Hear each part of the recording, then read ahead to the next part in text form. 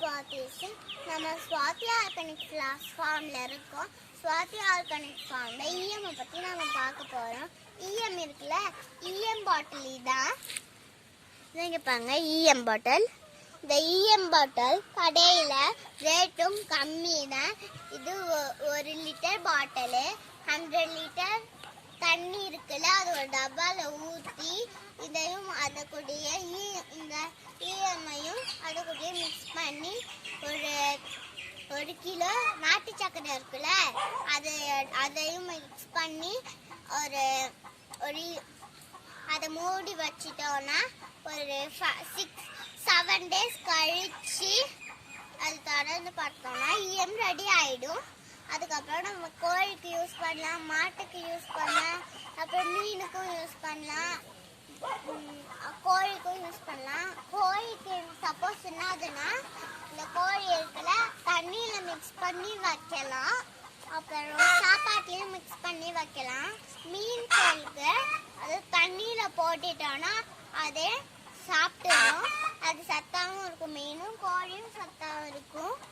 அதுக்கு தான் நாங்கள் இந்த இஎம்ஐ இந்த ஷெட்டை நாங்கள் 5 இயர்ஸாக வச்சுருக்கோம். இந்த 5 இயர்ஸாக இந்த இஎம்ஐ நாங்கள் இது கோழி போடுற சாணியெல்லாம் ஷெட்டுலேயே தான் நாங்கள் வச்சு இஎம்ஐ ஸ்ப்ரே அடிச்சு விட்டுருவோம். ஸ்ப்ரே அடிச்சு விட்டோன்னே அந்த இதெல்லாம் ஒரு 3 டேஸ் கழிச்சு பார்த்தோன்னா அந்த சாணம்னா நல்லா கரைஞ்சி மண்ணாயிடும். வாங்க உள்ள போய் உங்களுக்கு காட்டு.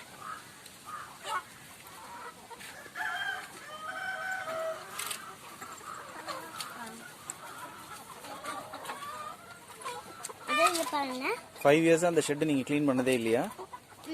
இல்ல, இந்த மாதிரி ஆயிடுச்சு பாருங்க. இந்த சாணமே இல்லாம ஃபுல்லாவே மண்ணாவே மாறிடும். ஸ்ப்ரே அடிச்சு விட்டுருவோம். இங்க 15 டேஸும் 13 டேஸும் ஸ்ப்ரே அடிச்சு விட்டுருவோம். ஸ்ப்ரே அடிச்சோடனே இறங்கி பாருங்க, இந்த மாதிரி மண்ணா ஆயிடும். இந்த மாதிரி மண்ணான ஒரு 3 டேஸ் கழிச்சு பார்த்தோம்னா இந்த மாதிரி மண்ணா ஆயிடும்.